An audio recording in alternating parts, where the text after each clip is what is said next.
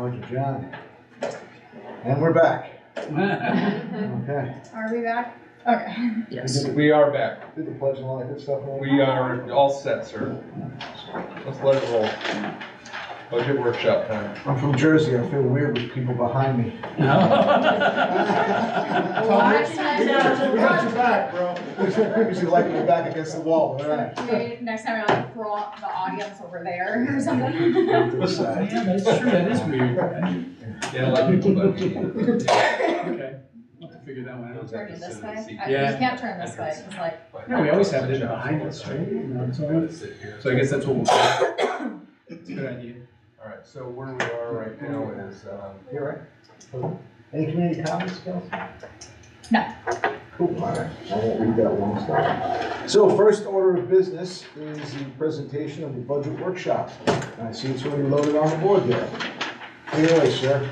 Welcome to the 24-25 Budget Workshop number 1. And our goal tonight is to provide business direction through transparency and detail. Tonight's workshop will cover the following topics: staffing, estimated salaries, benefits, special education, BOCES, debt service, interfund transfers. Currently at Fort Edward, our staffing includes 3 administrators, 43 support staff, and 53 teachers. Our number projections are based on historical baselines, consultation with team, and business costs. So as you see here, we have all the different budget lines. I highlighted a few here just to kind of just help you understand where some of these numbers are. I also don't want you kind of getting locked in. I know budgets are the big numbers, but keep in mind with school budgets, it also has a lot to do with our revenue streams. So a lot of these are covered with other costs. I will explain, of course we had to incorporate the ESSER monies. So we had almost $421,000 of salaries we had to include in this budget, of salaries that we did not have. It was all paid for by ESSER grant money. So we have to absorb them into our budget. So some of these lines look bigger than last year, although at the end, comparatively, we actually are 1% less than last year at this time for this presentation. So just to keep that in mind as you're looking at numbers, don't get locked in exactly at the final number. Just remember we have many workshops to go through, and the revenue workshop will also be a part of that as well. So going through, one of the positions that was in this tagline was eliminated, and we hired them as one of the clerical people, so that's why you see a $28,000 decrease or a change. We also have implemented a stipend for a lead cleaner, professional substitute. We also included, we took away one of the vacant cleaners from last year, so our budget now has included that back in. So that's where that uptick for the budget is.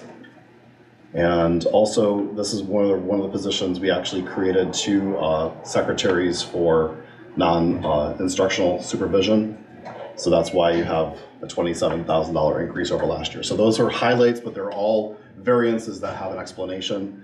Some of this, again, when you look at budgets too, it's sometimes how you're moving the money around. So that's kind of what we've done to make our school the best operative school that we can be. So just to reiterate, the 63% increase on that one line is due to the approved administrative assistant that we did for Aaron. Right.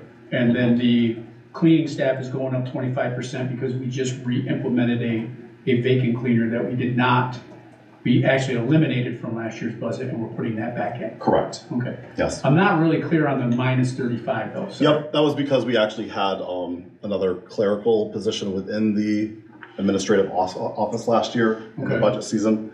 So we eliminated that position. Oh, yes. Okay, now I know what you're talking about. Okay. All right, we had the board clerk, and then we had a deputy board clerk. Correct. And now we don't have the deputy board clerk. Okay, Yes. I understand where you're going. All right, thank you. Absolutely. So on this slide again, we're looking at different things. What I want to just help with also is clarity is anytime you see anything in red, that's what we're paying, but it's usually because of a grant or another revenue has covered that cost. So in particular, the part-time cafeteria staff, that is all covered within our cafeteria C budget.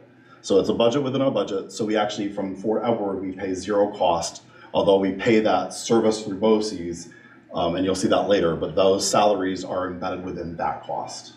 So that's why you have zeros. But anything with a red, we will pay the $1,579 for the SPED secretary, but most of that salary is covered through a grant. So what we have noticed in the last year, we're seeing a lot of substituting teaching, either a support staff or a teacher. And so what we've done is we've taken last year's budget numbers and we've increased it slightly, just so that we're staying on track of where we're going to be. Because the last thing you want to do is have a budget that does not match what your spends are, your expenses. So we're trying to, are looking at the trends, looking at where we're going, projections of next year. This will land us so that we're not doing a lot of out of budget costs.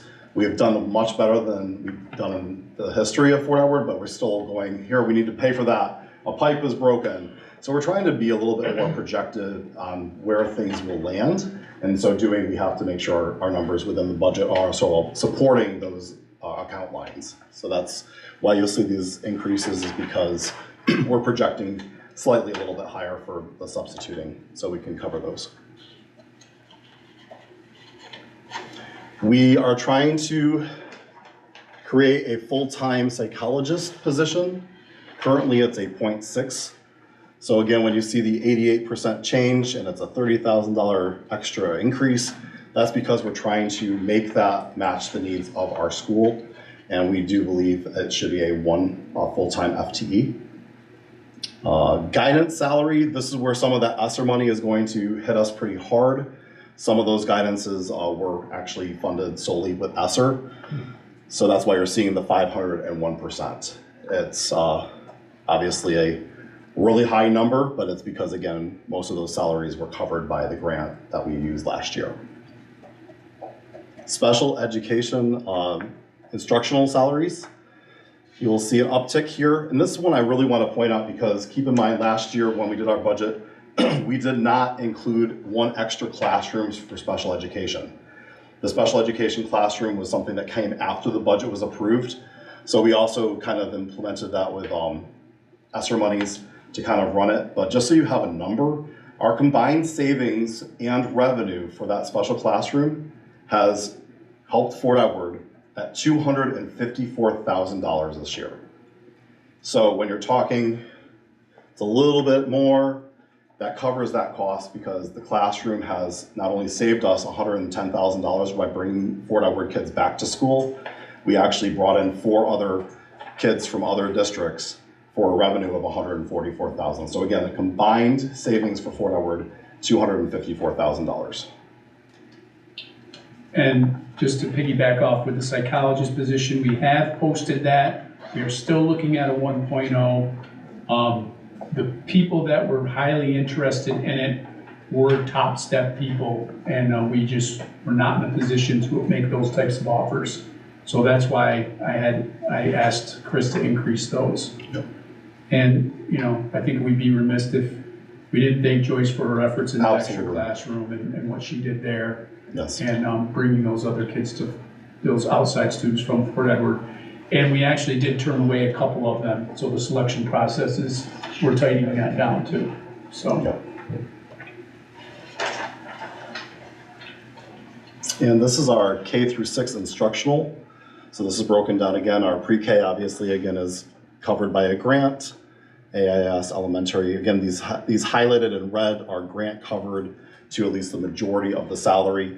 You will see a dollar change, but again, when you're talking steps, some of this stuff is out of our control. It's contractual, they agreed, so a lot of these steps are just embedded costs as you are doing business. We can't obviously get rid of our staffing. We want to make sure we have the staffing that we need. So we're actually landing at 6%. So that's not a horrible increase when you're talking staff. That's outside of our control with that. And here's our 7 through 12 instructional. I will also throw out, there are a few teachers through our Fort Edward that might have retirement. So again, that's why you can't just lock a number. We're making decisions as we go. But this is our current staffing model for next year if we stay as true. Longevity credits, all of those are also included. In talking with Aaron and with Rich, we also would like to, which I don't know why I spelled curriculum wrong, but curriculum development, we would like to have some summer hours for both K through 6 and 7 through 12, so that we can start looking at increasing curriculums as well, so we can make sure we're on the path for success for our children. Chris, I'm sorry, I haven't Yep. seen, I was looking to see it compared to last year. At the end, you'll That see. line where we're at. Yep, it'll be at the end when we do the summary Oh, page. okay. Yep, I'll show you. I was just talking about the summer hours, so. Oh, we didn't have any summer hours really thrown into that last year. So you consider that different, gotcha, okay. Yep, those were both, if you want to go back to the 6 through, or K through 6, that also summer curriculum, that's also a number we are thrown in there. We did not include that last year. So in both columns. And that's different than like your summer enrichment or anything like that. That's what I'm saying, yeah. Yeah, that's specifically for professional development of staff. So Gotcha, like, okay. for the 4 of you that were here when Mallory was talking about MTSS and interventions and things like that, people need to be trained in those things. Once we get those, now we'll have hours to offer for summer development, for interventions, for Correct. item analysis, for state curriculum scope and sequence breakdown and things like that, which we didn't have this year. So hopefully, Right, so, okay, yeah, I'm doing apples to apples here, that's not. no, I think you're thinking the summer enrichment that basically Yeah, is, that's what because I Yeah. was expecting to see it, gotcha. okay. yeah, that's funded, I believe, by our, no, we fund that. I was getting confused with the Irving money where they help us Yeah. through the school year. This coming year, we'll have to I mean, it's do just summers. to have the rates and things like that, so I didn't know where we're gonna see anything on that line, if we're gonna keep it that way or expand the hours, but I'm not talking about that, so Yeah. I'll let you move on. Sorry about that. And this is our other estimated salaries for transportation. So again, these are just estimated hours. Again, we took our current rates, what we're driving. Keep in mind, you're seeing a $108,000 increase, but I'd like to remind you last year at this time, we did a contract with Durham and it was $65,000. So as you're increasing hours, we're absorbing that transportation need. That was actually why that's an uptick, is because we use $65,000 of Durham. This is all, right now our transportation is within house. We actually have all our transportation needs met with our staff that we have hired. And this is the summary. So down here, last year, it was actually 19%. So the increase, yes, we're absorbing some extra money. When you're talking the $421,000 of ESSER, when you're talking other positions that we have increased that were off budget items, that's where some of that is. Plus, again, the steps, the increases of salary. This is also including, because we're in negotiations with the support staff, our FES unit, this is also including the extra increases for that as well. So this should be, again, projections for next year. And that's where you see a little bit of a higher, but again, at this time last year, it was at 19%.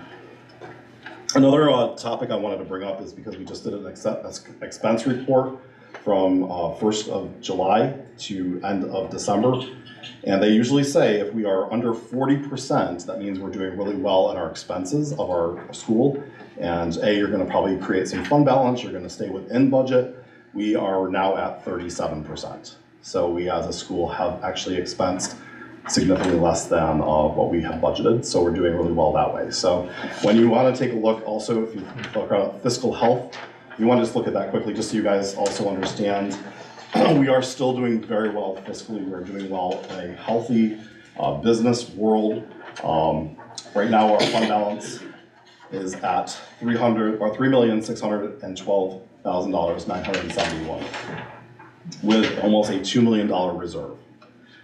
So when you're talking at 29% as our fund balance, we are able to absorb some of these costs. So again, don't get locked in really with a scary budget number. I do believe that Fort Edward has been operating at a higher budget than what you have been really operating. So like your budget number was like 11 million, you were operating at like a 12. So now we're trying to land true numbers out. This is what we truly need to operate our school. So as we're doing that and increasing programs and bringing back staff that we are now full strength, you have the support staffs that match what our needs are. This is a way that we're really stretching it to meet the needs. Plus our ratios, again, I want to remind you fiscally, BOCES runs about 82%. So whatever we invest in, so it's arts and ed or any other, it might be looking higher in a budget, but that revenue stream has increased significantly over the last few years just because we're putting a lot of money into that budget of BOCES and those 0.49 codes, and we're getting 82% on average usually back in return. So what used to be out-of-pocket expenses, or like we just mentioned the Broadway trip, those were funds that we used to do out of the 0.49 code of the Arts and Ed COSER. We are now reestablishing that again. So these trips can happen. Kids aren't, feeling like they're having to pay out of pocket. So we're actually mostly from a school investing in that so that we can actually start doing things we did in the past at a really good rate. So it might look higher, but our revenue matches it. And at the end, when we do the whole budget workshops, you're gonna see how it balances out your budget. So don't be scared of high numbers. It's just you wanna make sure your budget at the end is balanced. So that's where that slide is. So here's our benefits. Hold on, sorry, can you pause, can you go back to that one, Greg? I just wanna make sure I'm understanding what you're saying. We've gone through it a couple of times, but I just wanna make sure everybody's on the same page. So our increase from last year to this year concerning our estimated salaries is 18%, right? Yes. Okay, last year at this time, it was from the 22-23 to the 23-24, it was a 19% increase. Correct. However, within that 19% increase, we were 300 and some odd thousand below that number because we were paying it through a grant. Correct. And now we're at full boat with the 819 because that grant is ended. Correct. Okay. But the change at the end still was a 19% versus 18 now. Yeah. So we are going to be able to absorb the cost and be able to, use our resources. Just a comment, Chris. Yep. So, yeah, I get it. Last year was 19, this year's 18, but the cost is actually higher this year, obviously, because the money's coming directly from us rather than grant, which is only going to cause the same going forward and compound cumulatively, right? So that's always going to be higher where we're at. So it's going to cost us more every year. From an expense side. From a revenue side, what you're going to start seeing throughout our budget presentations, our revenue is significantly higher than it has been in years. So it's going to offset that. Correct. Okay. So with our aid ratios, with the way that we're doing things strategically, so we're actually creating more revenue streams, you're going to see that we actually don't have the impact to our tax base. Even though it feels like it's a higher budget, we're balancing it because we have done things strategically. And if you look at your, again, fund balance, this last year we spent $361,000 just to balance the budget with the appropriated fund balance.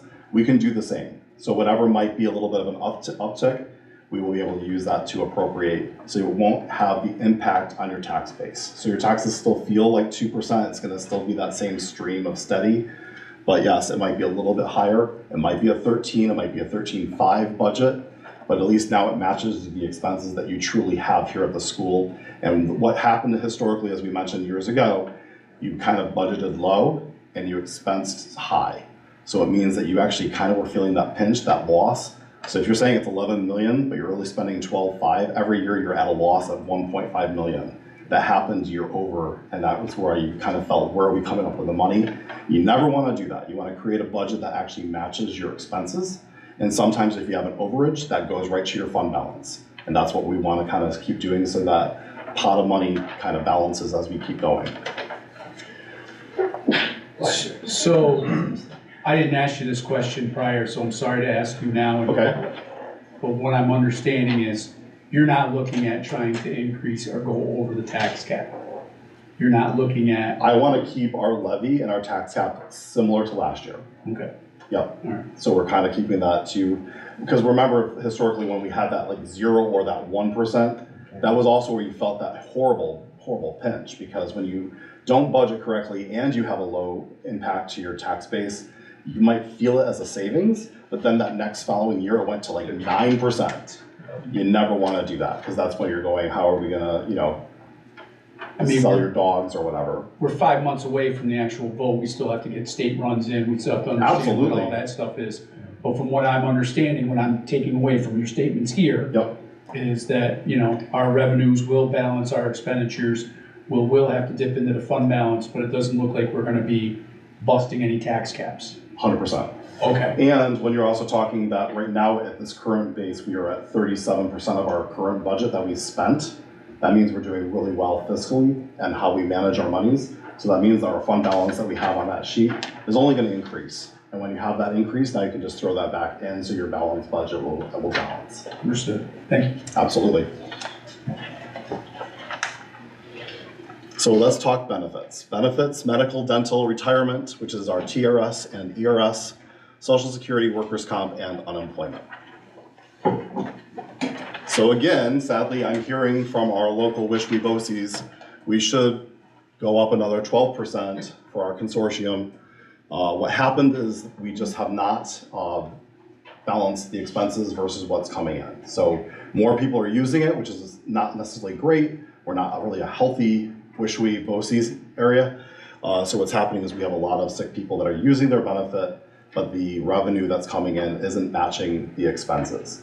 So in order to do that, especially with our consortium that we have here with Fort Edward, we're projecting about another 12% increase.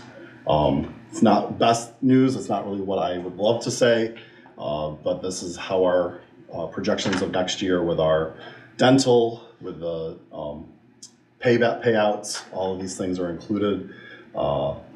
And it's $256,000 higher than last year at almost 15%.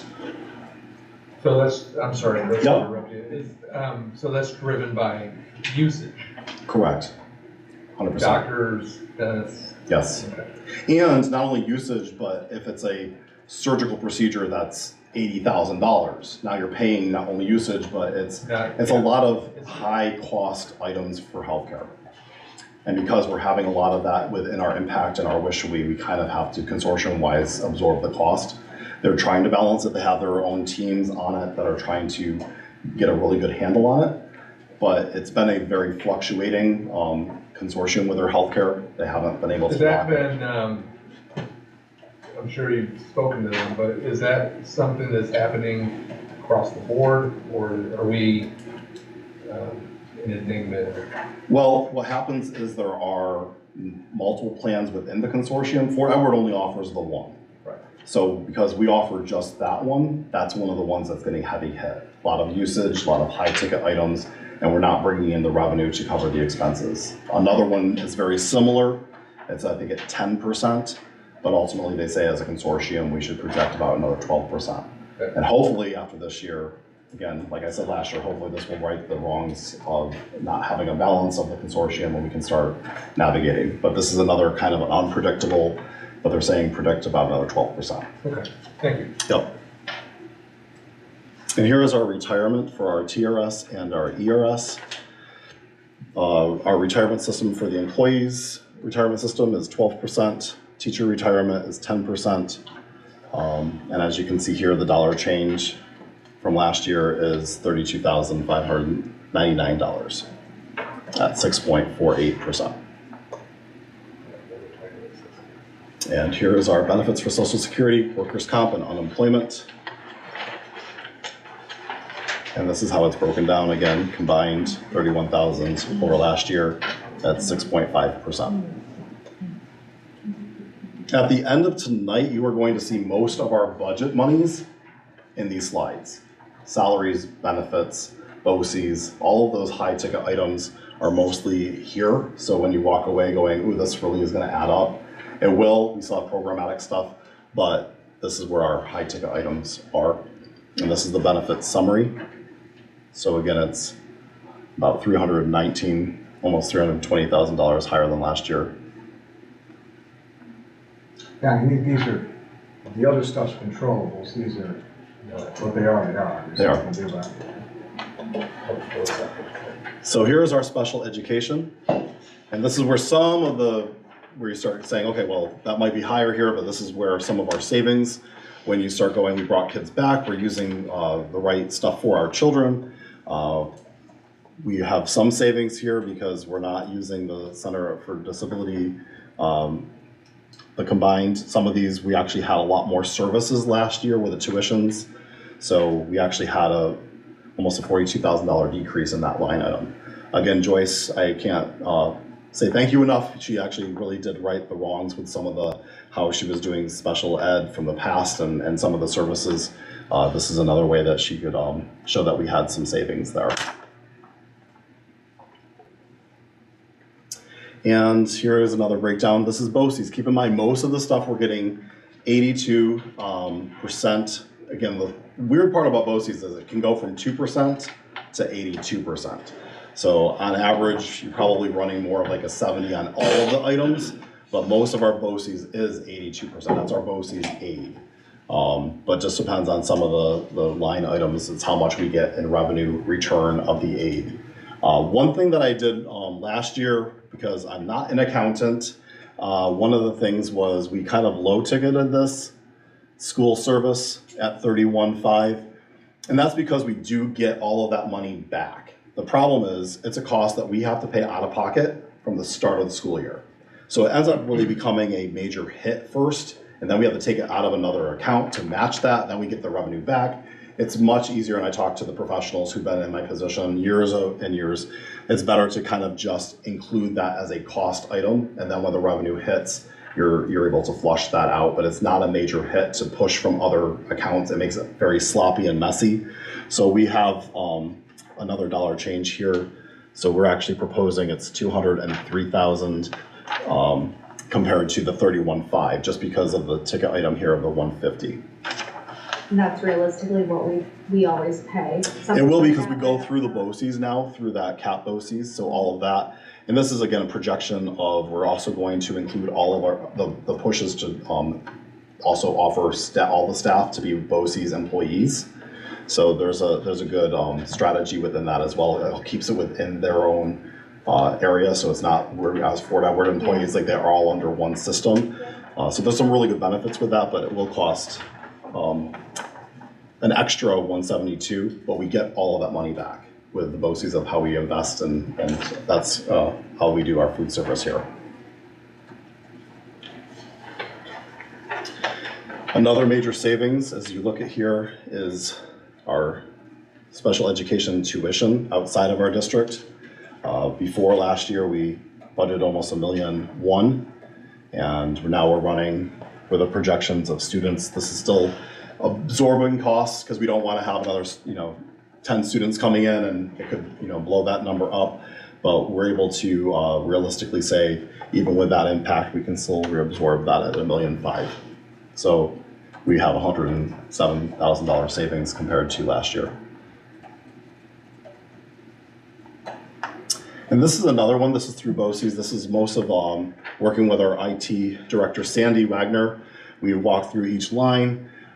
This is through a grant with security cameras. So we can actually have $35,000 within the budget, and we get every cent of that returned.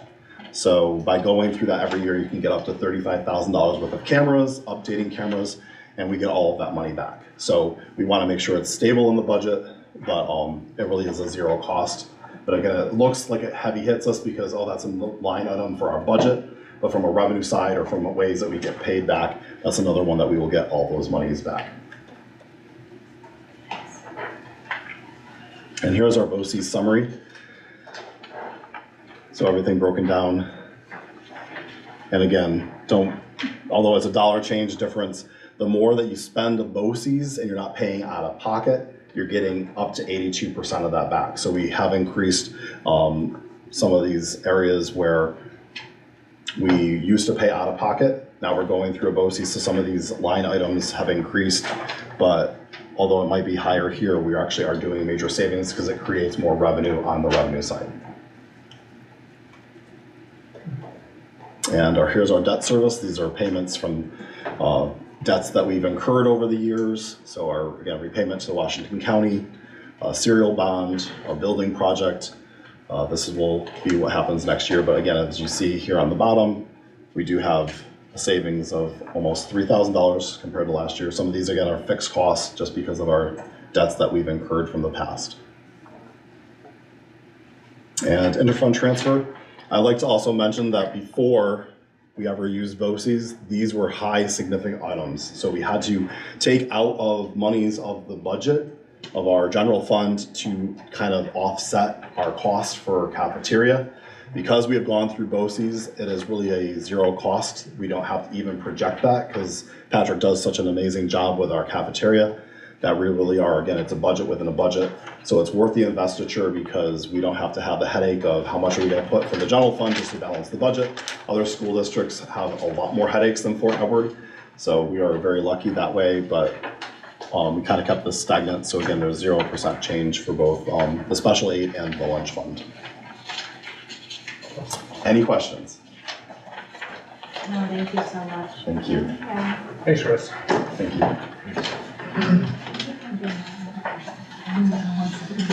I could save so much money at home. You could just Take notes? look at mine and think, okay. Yeah. Did you fall asleep a little? He was intrigued, super interested, I feel it. He knows what he's not going to school for now. It's a little eye-opening to see where all that money goes and how much it takes to run the school. Yeah, it is. You don't really think of it when you're in it, right? No. Very honest.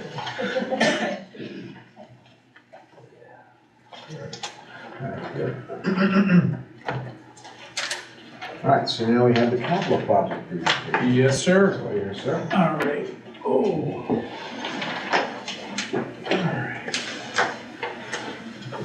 I'm gonna sneak by you guys here, so I think is there something we're projecting up here, Greg?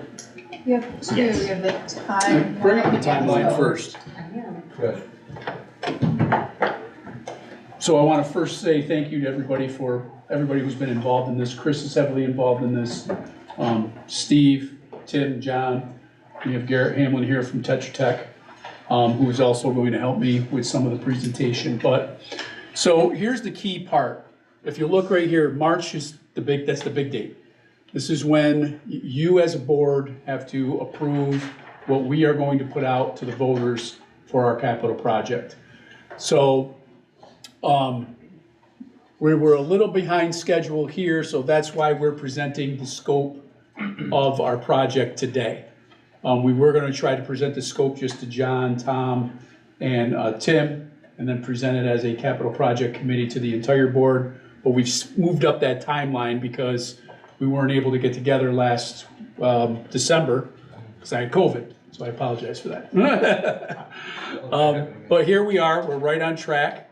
We're presenting the scope there. We'll ask some questions here. In between, we have a capital project committee meeting coming up this coming Thursday.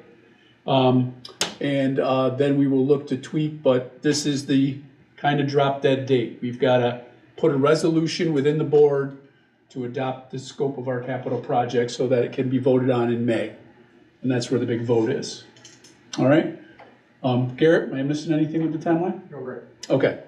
So I know in the past we've talked about $12.5 million for our capital project. We went through the scope of our priority ones, just for everybody's knowledge. The way things work is you put a big wish list on, you have Tetra Tech come in, they give you, and Schoolhouse, they come in, they put money, dollars to each one of those items, and then we have to prioritize one being the highest, 2, 3, and so on, but we only go to 3. So with everything that we wanted, if we did everything, it was going to be close to a $28 to $30 million project. So we narrowed things down and we got it to 17.4. And that's where we'd like to stay. So I know we've been talking about a $12.5 million project, but I think in order to complete all of the infrastructure needs, we are going to have to move it up to 17.5. There isn't a lot of, I'll get into it, but I want you to realize is that there isn't a lot of show, I guess, in the capital project. It's mostly things that people will not see. There are some things people will see, but most of it are gonna be things that people don't see, but needs that we have, because Steve has to become our maintenance leader, not our repairman leader. And that's what he's doing right now. He's putting things together, he's trying to button things up, he's trying to duct tape things together to keep things moving, and We appreciate we do, we absolutely do. But our kids deserve better. Our kids deserve what everybody else has got, and everybody else has gotten things in a capital project, which hopefully we'll be marketing that out soon, but all you have to do is visit a different school and you'll see what they have as compared to Fort Edward, and our kids deserve it. So that's my soapbox for that. Let's just get back into the capital project so you can see. You all have handouts. The site work is items 1 through 20. And when it talks about site work, it talks about basically things on the outside. So some of the things that we really, really need to address: paving, sidewalks, the front facade, okay? If you go through by Broadway, you look at our school, it does look great. But as you get closer, you see crumbling stairwells, crumbling sidewalks. The whole front facade of our school really needs almost a restoration. And when people drive by, I think you'll see a marked difference. So so some of our priority items are, number 1 is paving. We want to make sure that our lots are paved and safe. Sidewalk replacement is number 1. We did have some things about the track and doing the walking track, but unfortunately some of those things are very high ticketed items, almost $200,000 to complete that, which we do not have a track team, and we are using it currently for parking and pickup. So we didn't feel that that was the highest priority. Our football field we did put as a priority too, but I will tell you this: I believe that we can make that football field better just by irrigating it properly and seeding it and doing all of those things. To replace everything in there, that was going to be another $200,000 bill, and now that we're merged with Hudson Falls, we did not think it was a proper investment. Existing water lines, that was one thing we added. We need lighting outside. If you go outside, if you go out and leave this now, it is very, very poorly lit, which is a huge safety hazard. So we really need that. We talked about outdoor bathrooms, but again, we're not hosting many events out there. So that was close to $1 million item to put in bathrooms outside. We did make the baseball scoreboard a priority. So that is something that you will see. The playground resurfacing, we did that, item number 12. That is a priority number 1.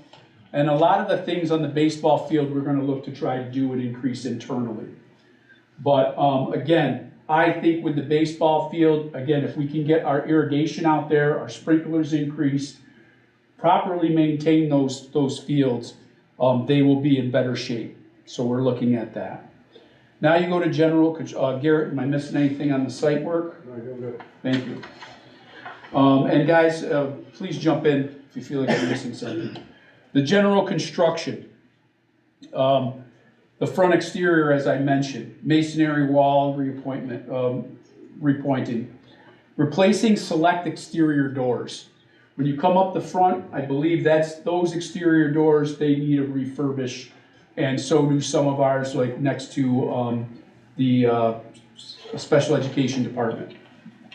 Quick question. Yes, sir. Moving back, excuse me, to 7, the pole site lighting. Yes. Is that lighting, I know the poles won't be, but the lights, could that be part of that NYSERDA incentive?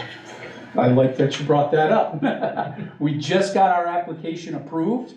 Garrett will be working with his team to come in and do that, to look and see what we qualify. I'm not sure, maybe I'm talking out of turn, but see what we will qualify for and what some of the things, start doing that baseline study. Is that? Yeah, those lights are pretty heavy price wise. I know that. Yeah, right.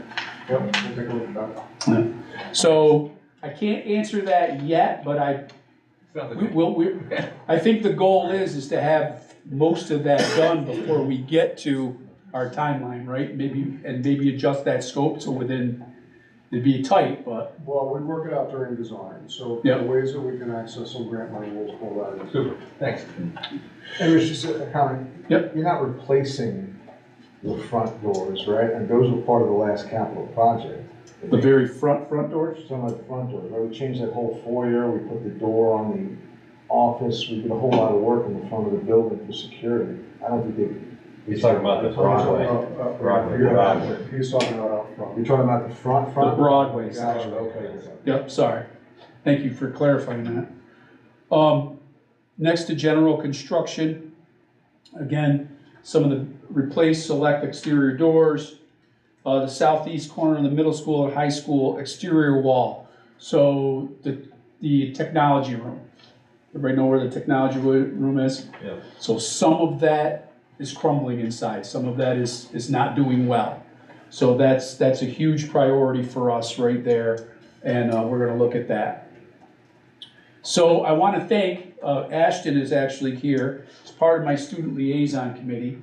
Sorry to pick on you, I'm not gonna ask you to answer anything, but some of the general construction that I saw here is, we actually thought about doing a main gym floor replacement.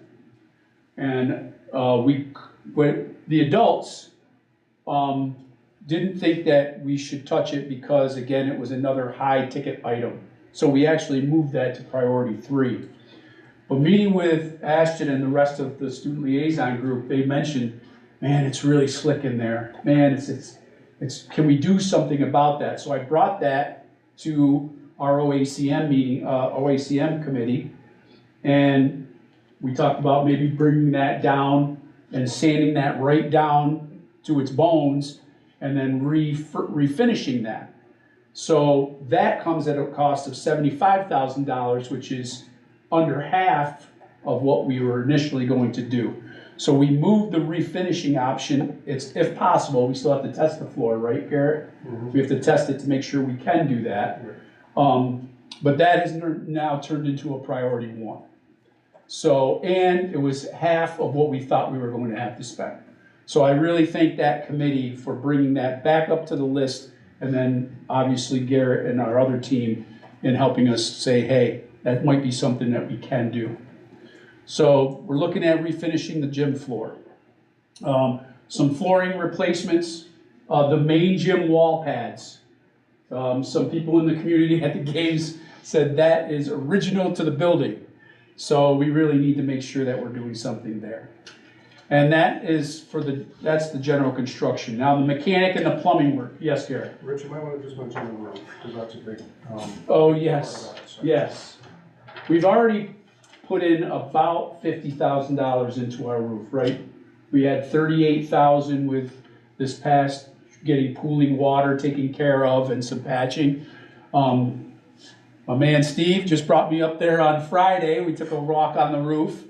Fortunately, again, he is, he's just very good at his job. I can't say it over and over again. He called Greenwood and he got a huge seam covered under warranty. So that is going to be fixed within the next coming days. But what we were both educated on was punctures and tears in your rubber seal. What is that? The membrane, not covered under warranty. So we have about 9 of them on one of our sections, but it's going to cost us probably about $3,000 to fix that. So, but there are other parts of the roof that just need to be replaced. Is that correct, Garrett? Mm-hmm. Yep. And we are proposing, is that here? What number line item is that, Garrett? Help me out. 30 through 34. 30 through 34. Oh, there you are. Yep, and that is gonna be $1.5 million to do all the things that we need to do to make that roof right and make sure that we're in warranty. If I recall, last, we went up there, looked at a whole bunch of stuff, just didn't have the ability to do a lot. We did that small portion. There was a little leaking and section of the stuff. last capital project, but couldn't really afford to do the rest. And we felt at that time there was still some life left in it, so, you know, I think now's the time. Thank you, Garrett. The tech room needs a lot. It needs a new air handler, it needs a new dust collector, and we need some controls. We also, now we're into the mechanic and plumbing side, which is 41 through, I believe, 55. Tech room, we want to air condition the elementary. Air conditioning the elementary, we utilize the elementary school for enrichment throughout the month of July. So we really need that done. We're also proposing air conditioning in parts of the high school. And because we want to run some summer classes out of there. So Yes. Rich, I want to be real clear on that. So line 45 has 15 classrooms in the elementary school. That's really the second floor, basically. And then in the middle school, high school, there are 2 classrooms. So I don't want anybody to think this is a whole building air conditioning. It's just the second.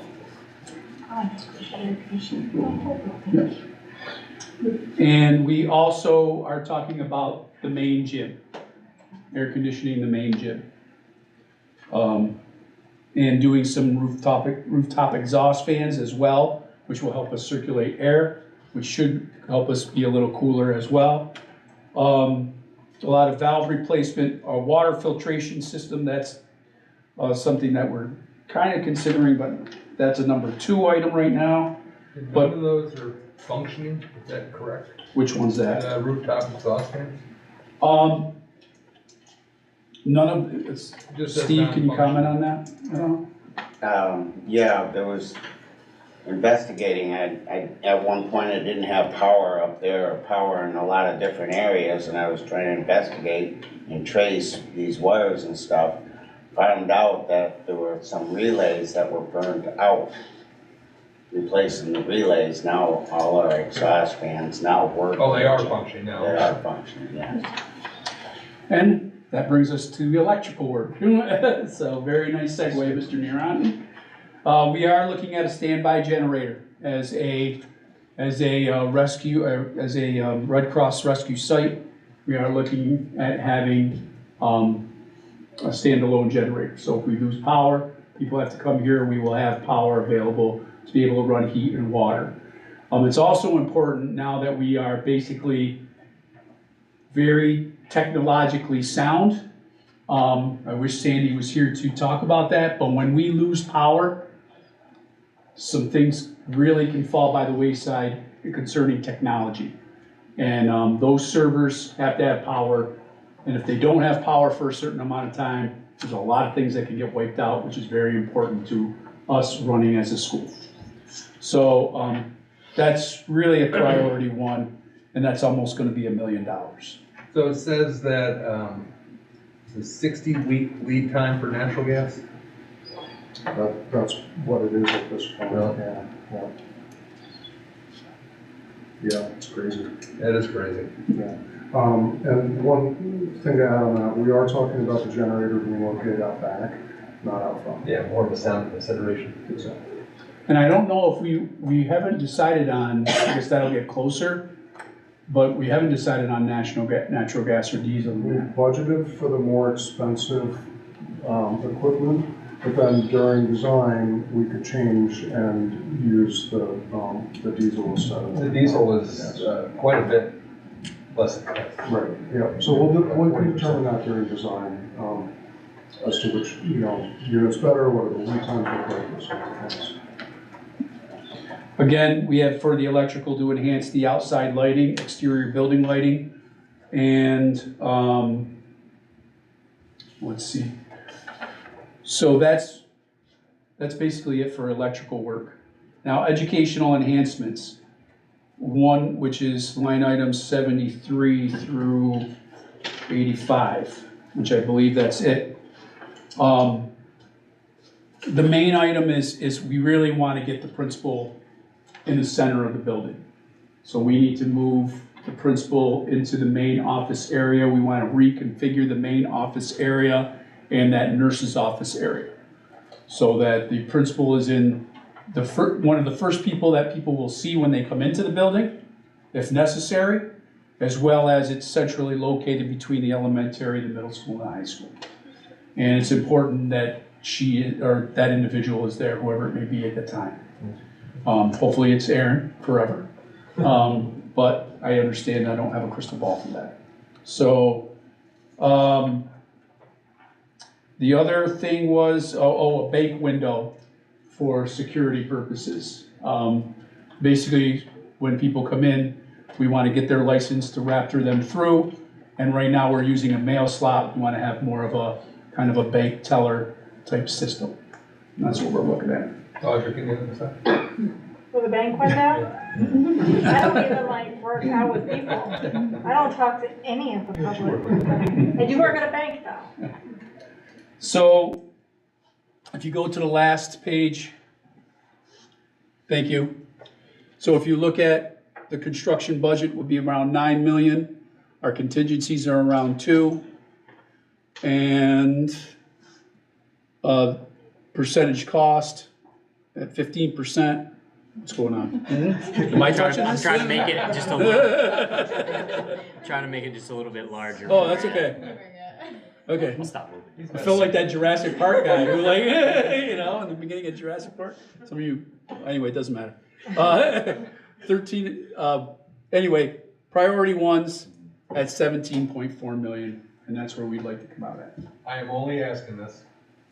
I had several people ask me to ask you or the board. Yeah.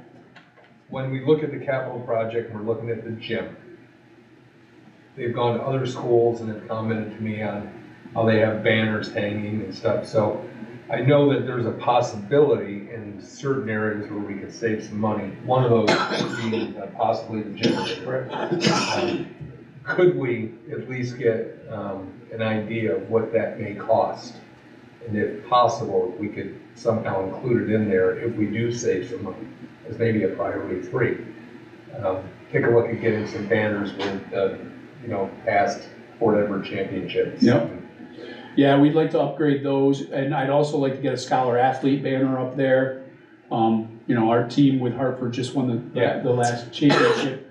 We should really have a huge banner for that. So I'm going to do that regardless of whether we have this. I've been working with Chris on that. It's been a conversation. Super, thank you. No problem. Can I make a couple of Yes, comments? please, sir. So in this presentation, we showed you all the scope items that we considered. So their priorities 1, 2s, and 3s, because we wanted to give the whole board an opportunity to look at the whole list.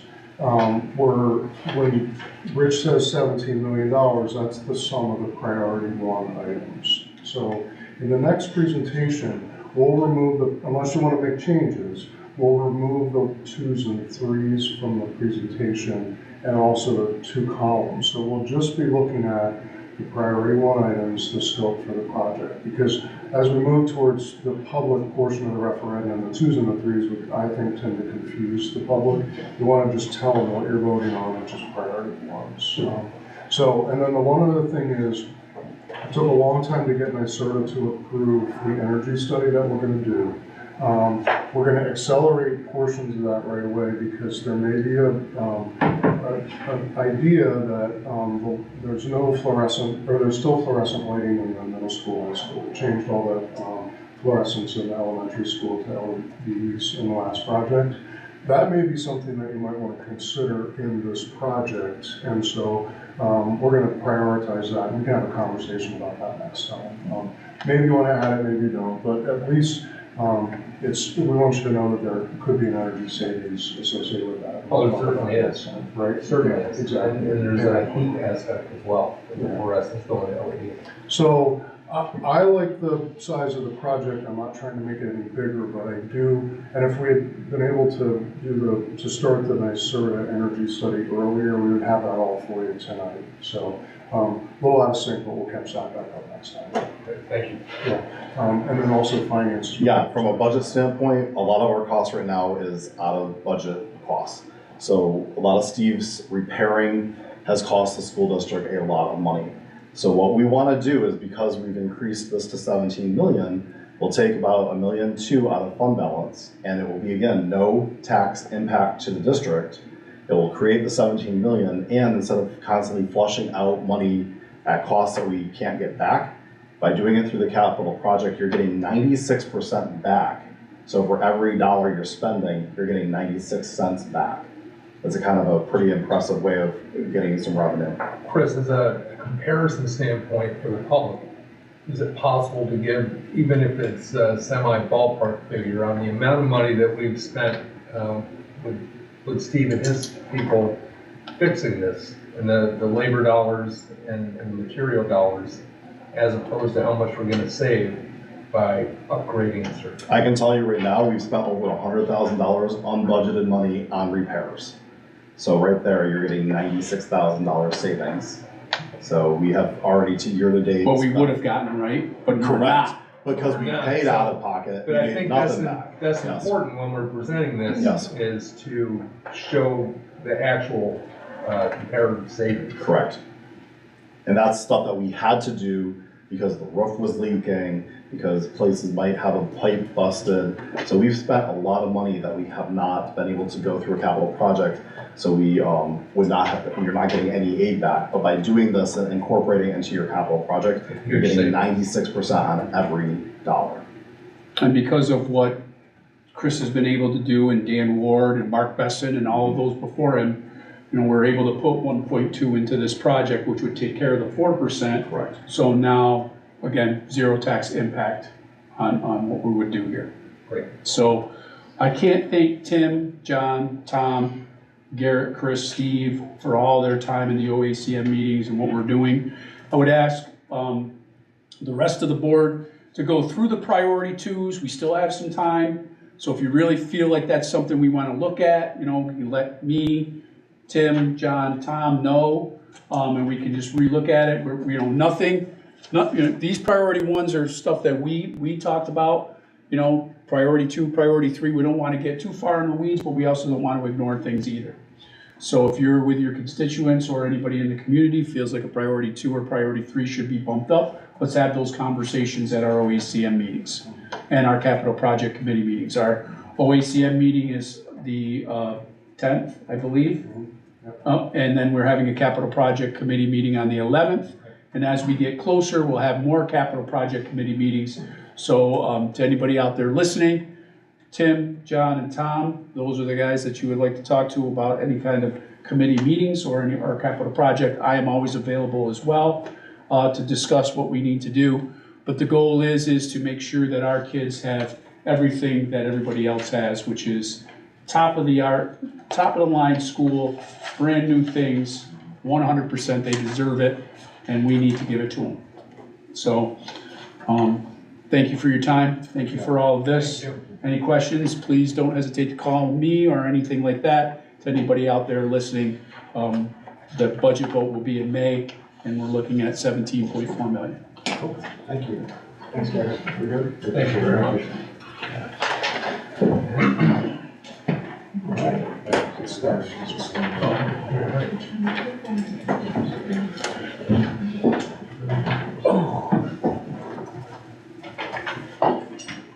All right. Committees, are there any committees on here that you need to, we have a scheduled capital project for 111? Any other meetings that you need to schedule? Any committees? Yes, we have to do a policy review committee. We need that desperately because we must adopt a new policy concerning workshop violence, which is mandated by, I want to say February. Thank you, sir. Workplace. Workplace. Workshop, like what's Oh, happening? sorry, workplace violence, sorry. Trying to screwdriver? Workplace What is violence, going on in the workshop? sorry. So who's on that committee? I think I am. You are, definitely.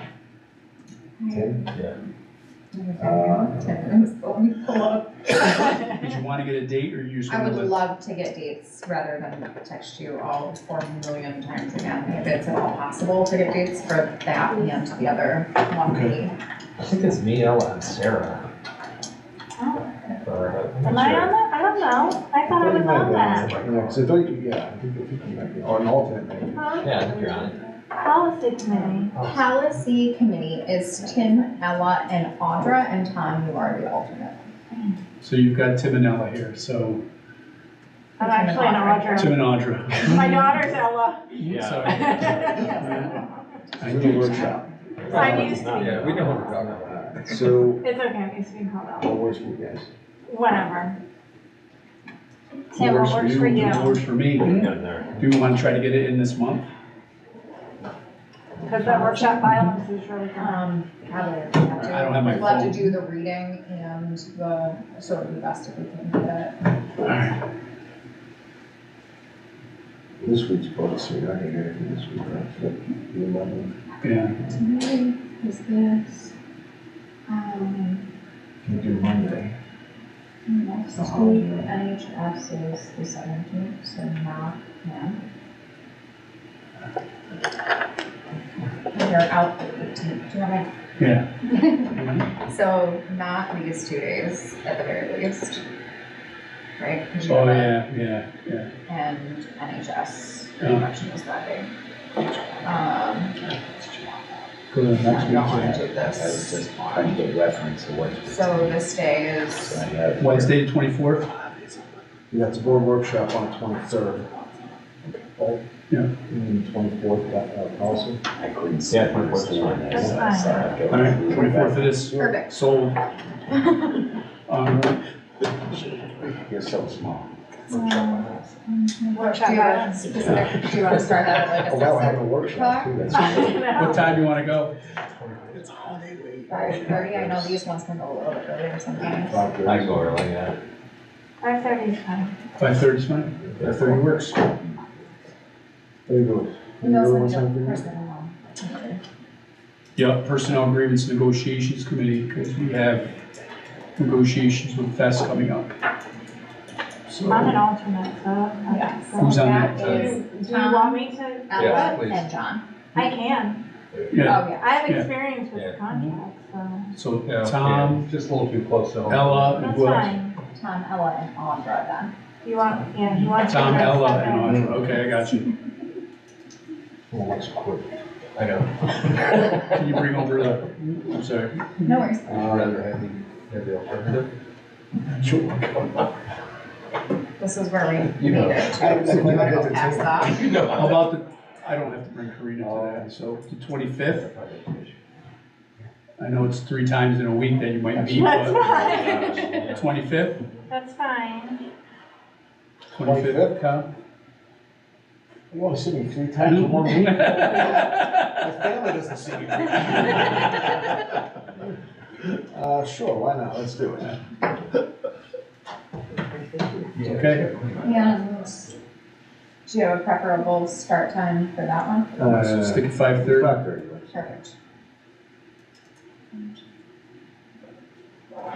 Just lost my.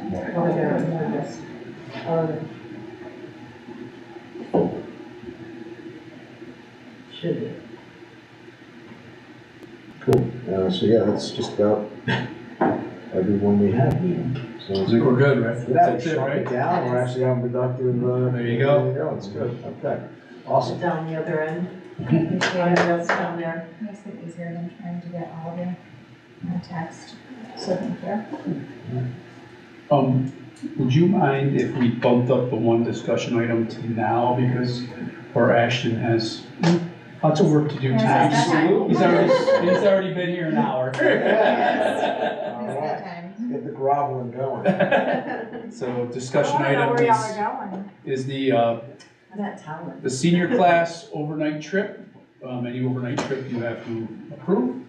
So they're here to talk to you about it, and then we would approve it at the next meeting. Want to put on the hot lights here? Step up in the front there, my friend. All right.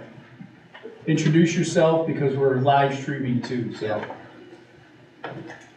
Hello, Board of Education. My name is Ashton Light. I'm the president of the class of 2024. And today, on the behalf of the rest of my class, I would like to present our idea of going for our senior trip. We would like to go to Ocean City Beach in Maryland. We would like we're looking for a 2-night stay. While we're there, in Ocean City Beach itself, there's a big boardwalk, a lot of activities for students to do. Also, in Maryland, there's a few museums that we can look at, like the Harriet Tubman Museum, the Calvin B. Taylor Museum, and then the Mermaid Museum. There's many things there. There's an aquarium, there's an amusement park. There's also a few other things, little shops on the beach. A lot of activities for our class to do. Do you have an estimated cost per student? Per student, Yeah, I don't think we have that yet. okay. We would need that for the resolution, because we just want to make sure that, at least I do anyway, want to make sure that it would be affordable to many. Obviously, it's an optional trip, as it is the senior trip, Yes. but I'm sure as the president, you would love to see 100% of your class go. I would. So cost would have a lot to do with that, so we would need that number. I thought it was, so how many students in your class? I think, I don't know how many students, I'm not here for the, I think it's like 21, 20. Pretty close. I'll say 20. And when are you guys thinking about going? Wasn't it the day we're going? June, I think that we figured it out, it was somewhere. Wasn't it the second weekend of June? Yeah, something June, like I think it was that. like June 8th. I think it was the second weekend of Is that gonna June. be nice? That's good. Just before our Regencies Okay. start, so we have fundraised, so, we are hoping that everything will be fully paid for. So, it's our hope. Are you letting this young man do all the legwork for you? Yeah. He wanted to be the president, so yeah. No, I got here, buddy. I guess they had to raise the crown. So look, when you're doing this, you want to make sure that you get the best deal possible on your hotels. They'll know what you're doing, and a lot of times they'll be very open to giving you some kind of discount, so that would be good. How many, And the chaperones do you museums as well. need Oh, you wanna go? for 20 kids? 20. I know Miss Rousseau wanted to be a part of it. I know that. For 20 kids, I'd probably say 3, 4. That's about 5 students per chaperone. I mean, that'd be ultimate, I think, if you had 3. Even if, I think you could probably even get away with a couple, just because 2 to 10 ratio, it's, I mean, I would rather 4, would be more comfortable with 2 Sure. nights in Maryland Sure. than 2. So it's 2 nights in Maryland, so 3 days, 2 nights. And I'm sure that part won't be a problem, getting people to go on a little trip. Just to, I mean, not saying I don't trust our lovely seniors in school, but this again is 17 and 18-year-olds running a muck in Ocean City, Maryland, from Fort Edward School, so it's very important that you've got the ideas of, we're gonna be supervised and, We are gonna acting hire somebody appropriately. at night too. Perfect. You're gonna hire I like somebody the at sound of that. Yes, to sit out in the hallway to make On the sure hallway, that they yeah, behave. checking doors. Oh. Oh, yeah. Make sure doors don't open. How much have you gained in fundraising so far? Like 4,000. Really? Oh, you guys have done good Wow, so far. pretty impressive. Yeah, very impressive. Yeah. So what we'd say is, once you guys get the details down, where you're gonna stay, the days you're gonna go, chaperones you're gonna have, come back, give us an update on the situation. We've said this to every class prior, if anyone has difficulty that wants to go, and there's just not enough money in there, please let us know that too, because we don't want anyone not to go. Certainly. So, Well, thank you. yeah, you got it. and I would feel comfortable if you could come up, Laura, if you guys could come up with a contract, a behavioral contract, because ultimately, the way that I've operated, I don't know if you support this or not, but in my past, it's any kind of school violation that results in a suspension or any kind of thing that would tarnish the name of Fort Edward results in no walk-in graduation. We'll give you the diploma, but you're not going through the ceremony. Okay, We can come up with, what's that? we can come up with a contract. Thank you. Awesome. All right. Any questions for us? Not really. Thank you for coming. Thank See you tomorrow with your plan. Ashton, I provide them weekly updates, so whenever you get information, pass it on, I'll let them know. And then obviously the goal would be to get you, I don't know how much you'll need, so we would want to get this approved, I would say, pretty soon, so you have the goal money of what you need to fundraise for how many people would want to go. All right, All right? thank you. Thank you, sir. Thank you very much. The rest of this night's gonna be real Yeah, boring. super. so you won't have- Yeah, Oh, I didn't Jody go down? you should definitely.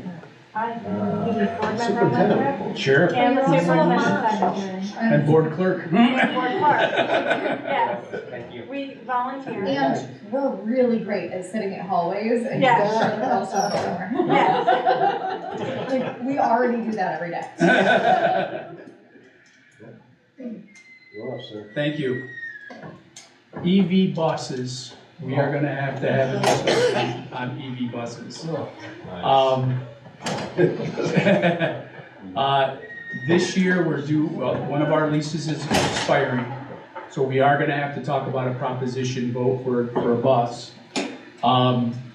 I've spoken to Garrett, I wish I should have told him to stay, but it doesn't matter.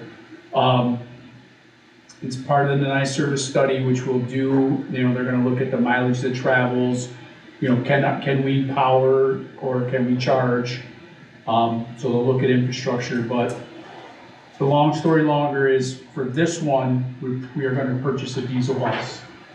Just because we're gonna need it running by September, and current wait for an EV bus is about 18 months. 18 months. Yep.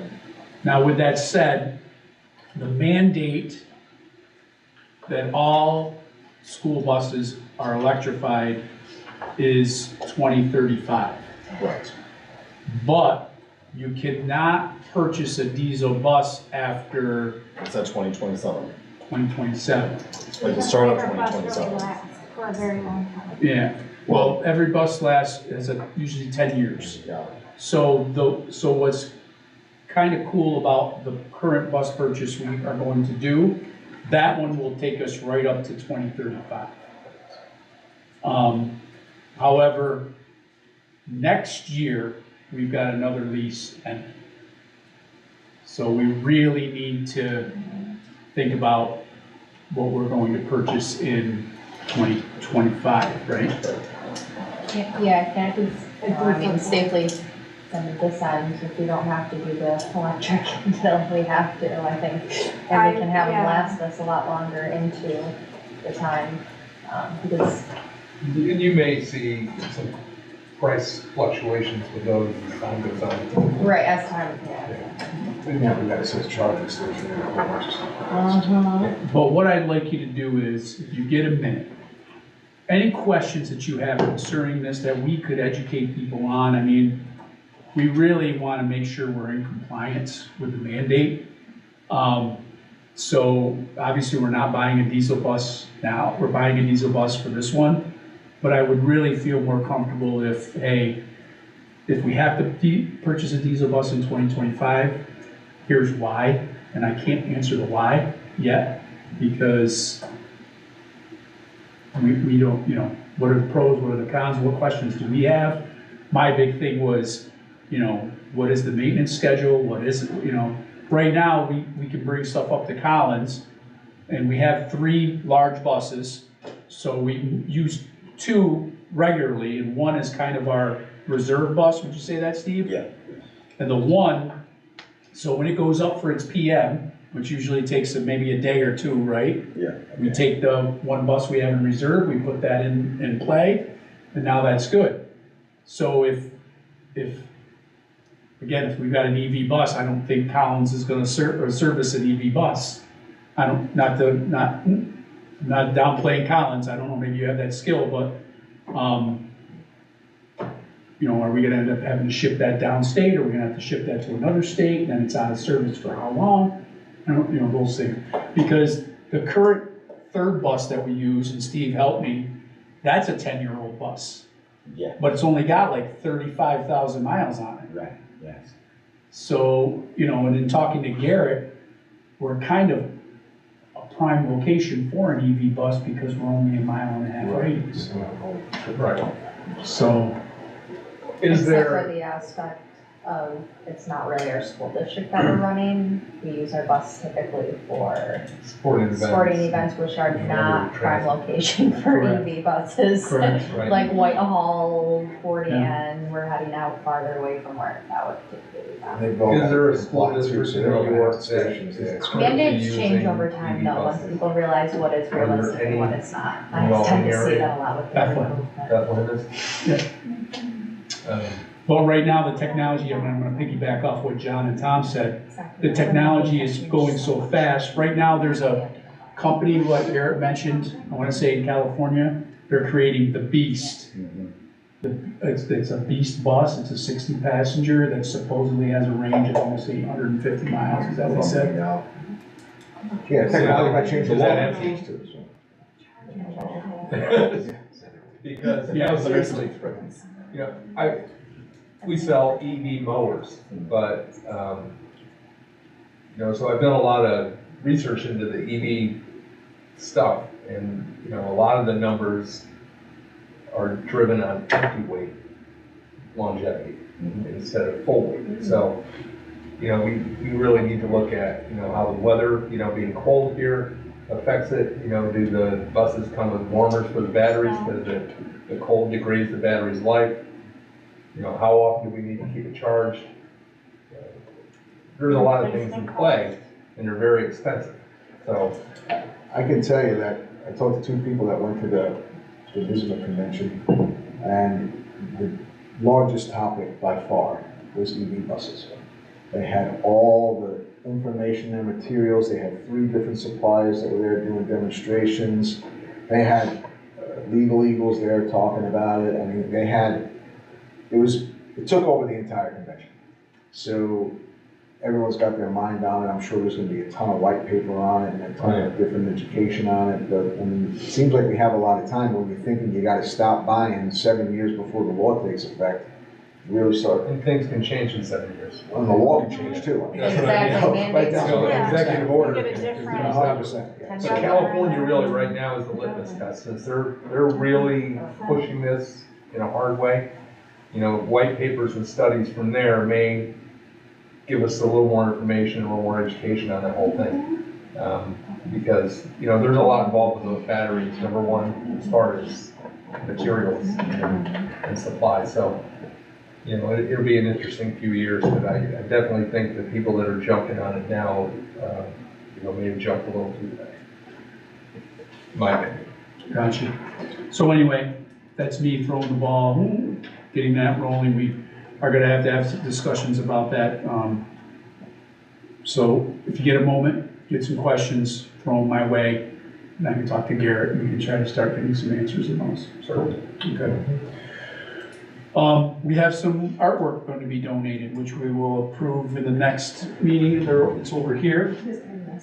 Actually, tonight's on the agenda. Oh, it's on the agenda. So, here's the artwork. I want to thank Shauna Brown Noble, who took time out of her vacation to go down and pick out the artwork. It's donated by, Elizabeth O'Brien, actually her husband, Dave, donated it on her behalf. so hopefully you'll accept this donation. Shauna has, will be making up a plaque. Former, I'm told Dave that O'Brien. she is a former art teacher here and he is a former English teacher. Yeah, Mr. O'Brien. Yes. So we thank them for their generous donation, and we're hoping to get them hung up in the school and honor the O'Brien family for their many years of service to Fort Edward community. Cool. Am I missing anything? Local artist as well, after retirement, she brought in the shirt back there. Ah, that's right. Board Docs is up and running. I mean, not up and running, but Casey will be getting trained next Wednesday, right? This Wednesday. This Wednesday. Yeah.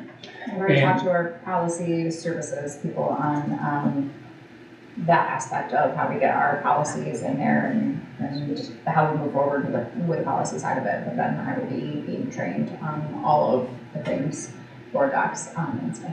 You're gonna train Fun them? time. No, that I believe we are going to have to dedicate some time to some training as well. That is possible. They want to do like an executive level training, at the very least with the superintendent and the, IT department, but I do think that they want to, get as much of the end user, as possible in on that as well. I'm gonna cheat off your tests. A group test, a group test. Yeah. Good book. I cannot thank our Positivity Project Committee, especially our leader, Ms. Jessica Smacko. We had wonderful positive press over the break, a whole front page article in the Post-Star. So that was fantastic. Thank you very much for those efforts and everybody who's involved in that project.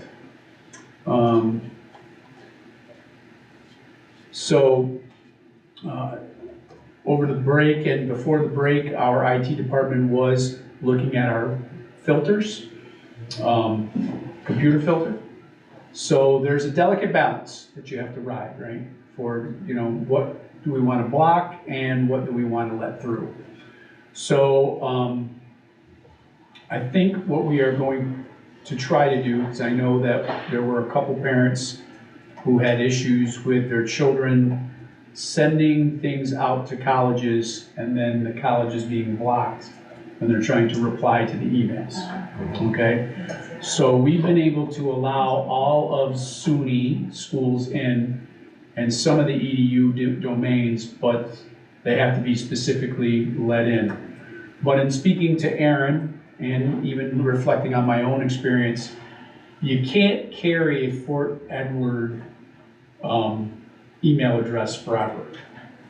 So at some point, we're going to incorporate where students are creating their own personal email addresses. Yeah, that makes sense. So that's what we're doing, and I'm still in conversation with Sandy, and we're talking about what we can do with the filter. So, lead testing, we're gonna do some lead water testing. That's this week as well, right? Steve will be here bright and early, 5:30 a.m. on Thursday, working with Needham Risk, and they're gonna go through and do some lead water testing for us. We did have some roof repairs. I'm sure Steve has that in his report. I don't want to steal his thunder. I talked about the workplace violence policy. Thank you to those who are already making time for that committee work. I want to congratulate Chris Rader. He did recently pass a civil service exam, which makes him eligible for a business executive 1 position. Nice. Wow. So, Good job. with that said, I would like to plan on moving him forward into a business executive 1 position, and we will talk about that more later. On January 31st, 2024, the end of this month, we are going to have a Coaches versus Cancer game with our JV girls. There'll be some fundraisers there and some basket raffles and things like that. So come on out and support our girls JV basketball team and for a great cause, January 31st.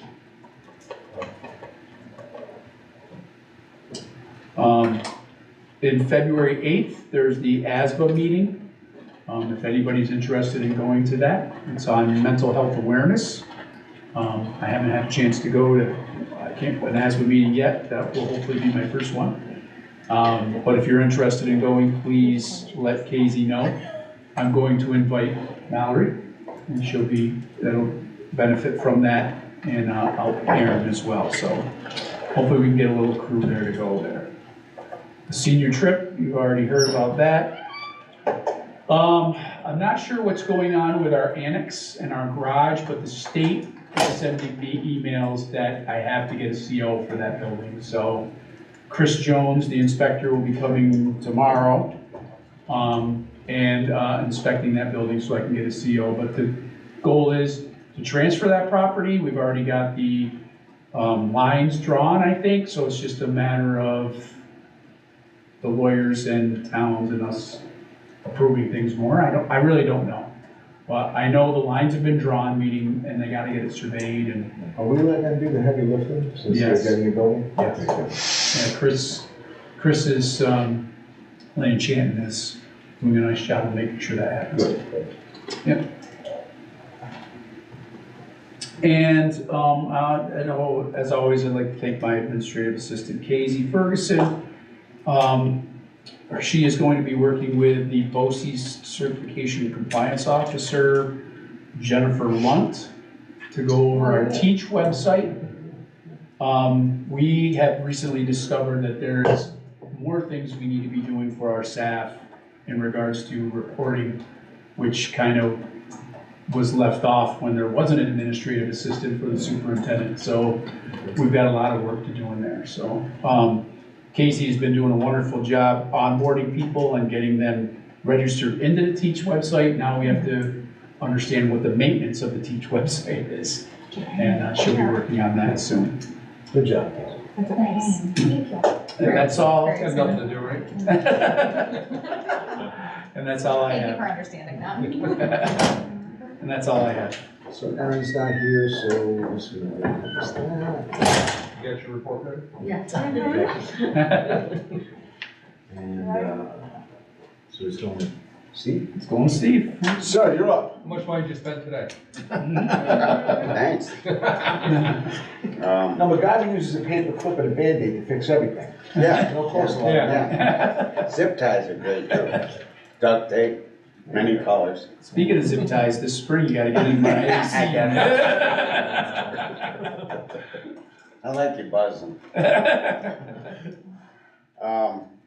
Well, as Rich mentioned, the Greenwood, been working with Greenwood Roof Services, and got a hold of Firestone for some warranty work, and I'm working more on some different parts of the roof.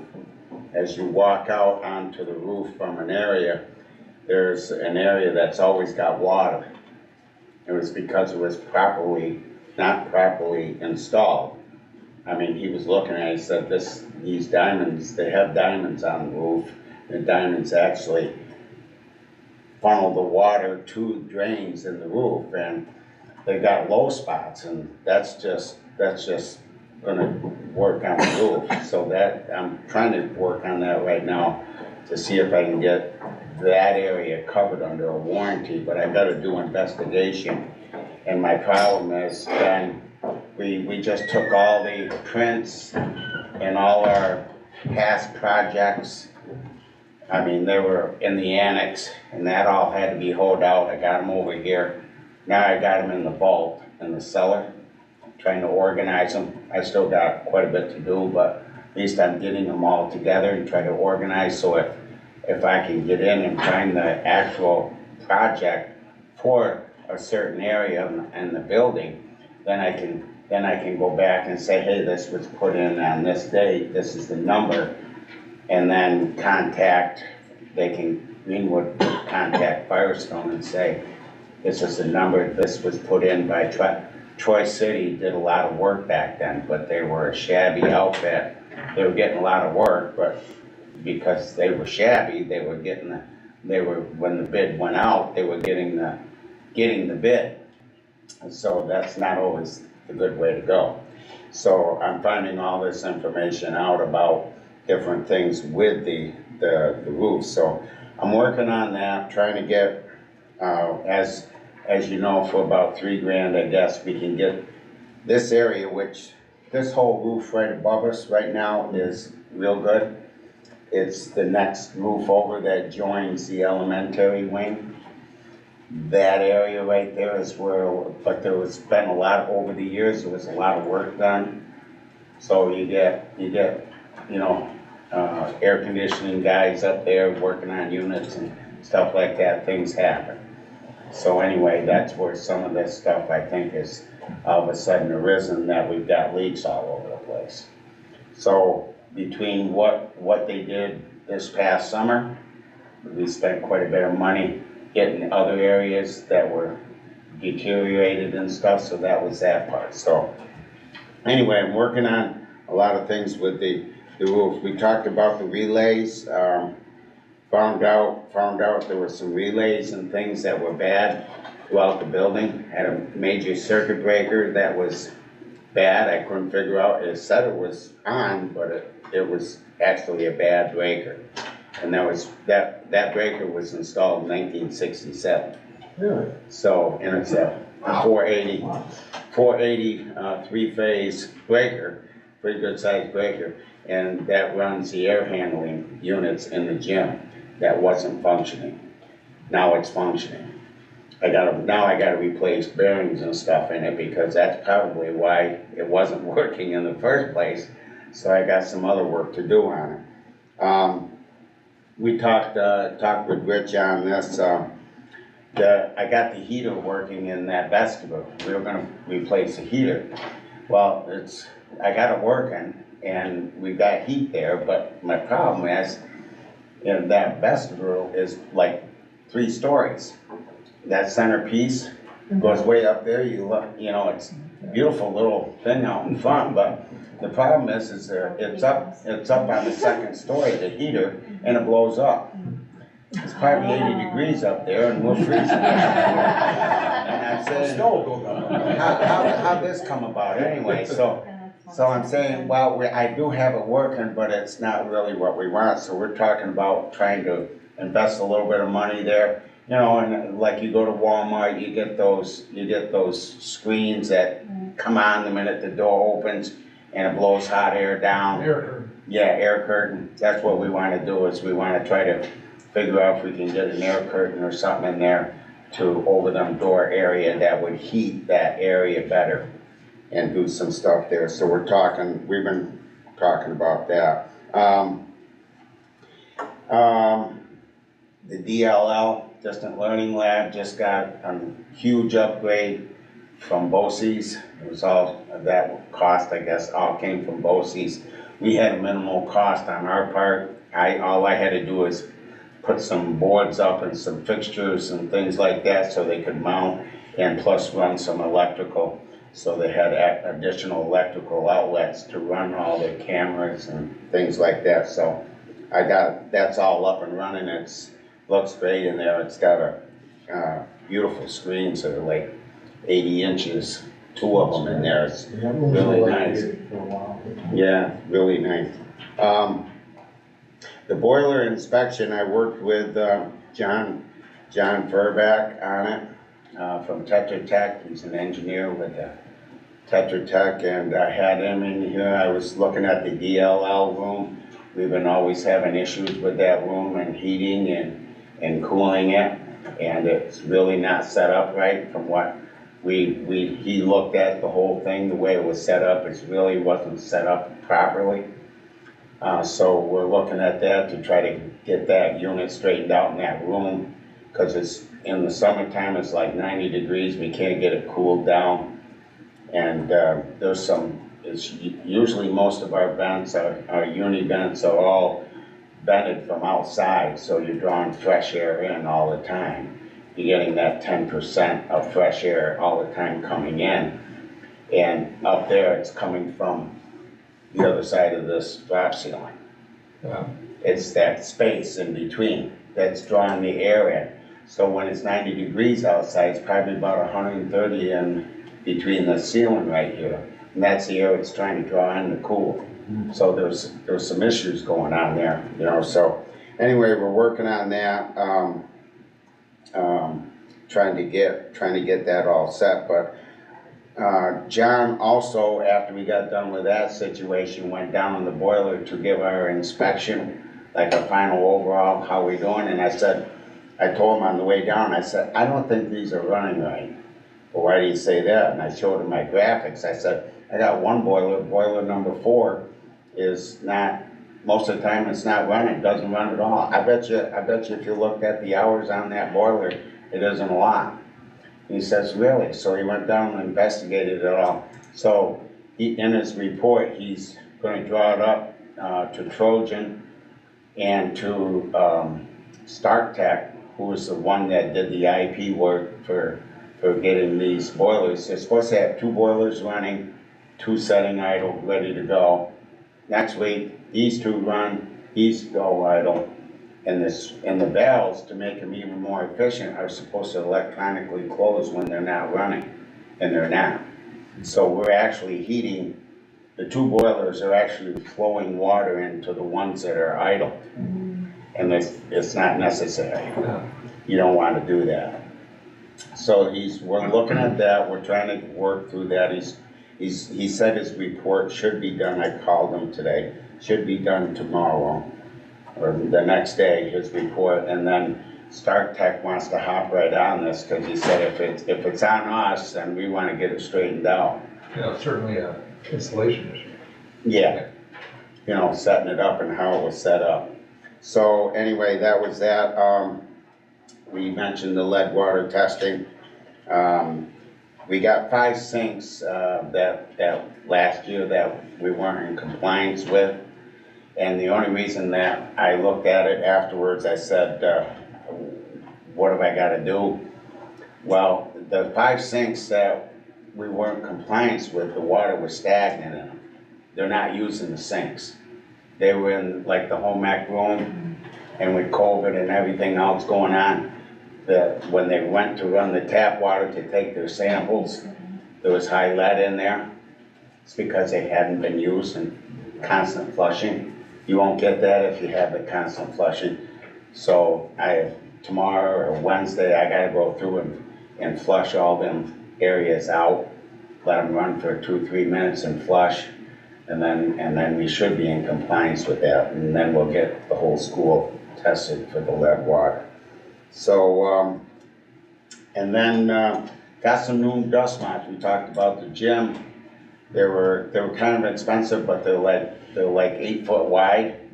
They're nice for the gym. And I've started a new thing with treatment for the mops. I got all the guys, you can you spray your mops down, your dust mops, and you let them dry overnight. So when you come in the next day, you can use them in the classrooms. It helps on the appearance on the floor, and also gets more of the dirt and dust off in it. Same way with the gyms, they were complaining about being slippery on games and stuff. I'm trying to improve that a little bit if we can treat our mops and keep that better. We got to do a better job though, and I'm so happy that we're going to get some more help on board for my cleaning staff, because what has to happen, I think, is we have, especially this time of year, when we bring the kids in at 8 o'clock or whatever it is, quarter of, they all go to the gym, and they all the little guys, if you want breakfast, go this way, if you're not, you go to the gym. Well, they go in the gym, but they're tracking stuff in the gym. And then later in the day, the kids start practicing, and then the floor is slippery. So I think a lot of that is after we get the kids in and out of there, we need to send somebody in there to sweep and Zamboni and clean it up after the kids have been in there. Because I don't think the floors get bad when there's gym class in there. I think they get bad on the transition of kids. So that we're working on different little things to try to help and get things set. But that's what I've got going on. Good stuff. Thanks, Thank you, Steve. And the other thing I want to thank him for is his idea is with the lead testing, he's getting signs made up that says flush this, run this sink for how many minutes or whatever. Yeah, 3-4 minutes. Per week, and then since it's in that home ec lab where our life skills kids are, the kid will have a job. That'll be their job to do. Yeah. So that'll be good. And I just, again, can't thank Steve. Last week, 2 guys out with COVID. Steve and Paulie are here till 4 or 5 trying to get the cleaning up done. You running, Steve? I know. But going above and beyond, doing what he can do to make sure we're doing what we can. Great show, you guys, thank you very much. Thanks, Steve. Thank you. Awesome. All right. Moving on, I need a motion to approve consent agenda items A through E. John, Audra, any discussion? All in favor? Aye. Good. Let's do it. I need a motion to approve A and B, please. Motion.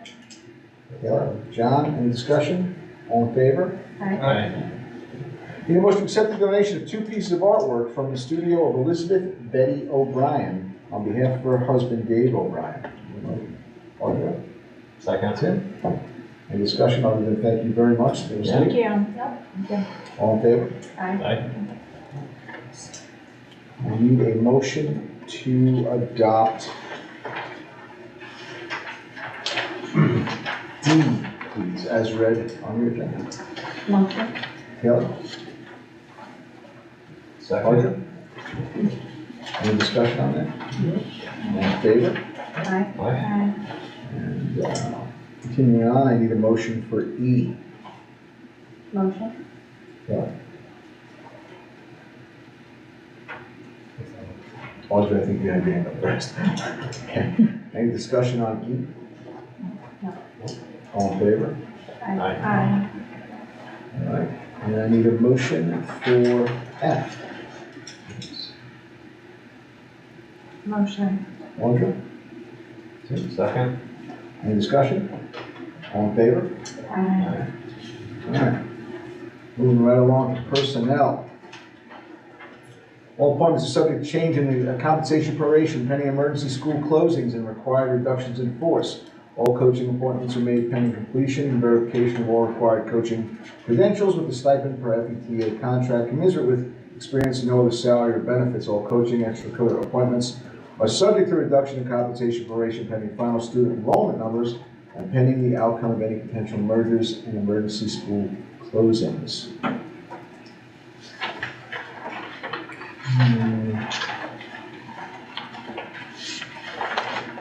Can I have a motion for A through F, please? John, Second. Taylor, any discussion? All in favor? Aye. Well,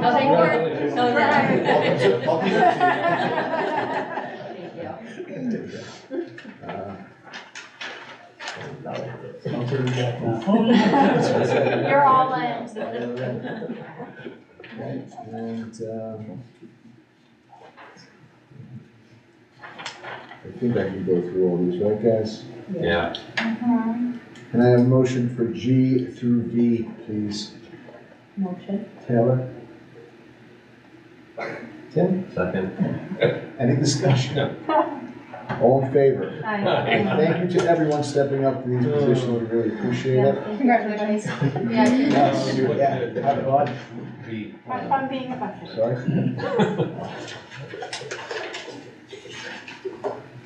No, B. I'm being a bucket now. It's just a- I've done that. I know, I saw a couple of them. Aware of. I've done Yeah, it. exactly, yes. That's what I was laughing at. Okay. Any public comment requests? I still don't have any. Sure. Check your box. I'm in it. Okay. Cool. You need that? Yes. I need a motion to enter executive session to discuss the results of special education investigation and personnel. My name is John. Tim. Second. It is today. Board of Education, other individuals invited to executive session are reminded that all matters discussed during executive session must be kept in restricted confidence. All in favor? Aye. We are in exec. We shan't be long, sir. No. That's it.